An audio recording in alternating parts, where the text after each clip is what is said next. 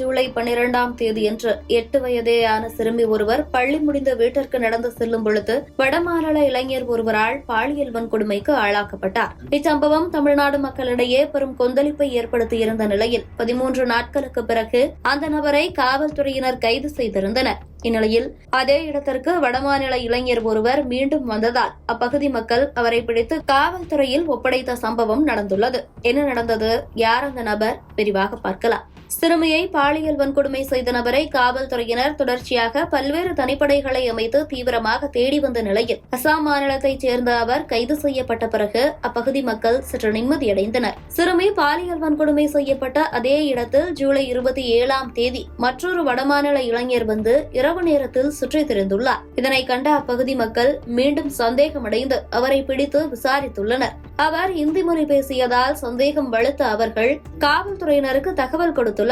சம்பவ இடத்திற்கு வந்த காவல்துறையினர் இளைஞரிடம் விசாரணை நடத்திய போது அவர் சென்னைக்கு செல்ல ரயிலில் வந்ததாக கூறியிருந்தார். கையில் ஒரு பெட்டியும் அதில் ஏராளமான துணிகளும் இருந்துள்ளன.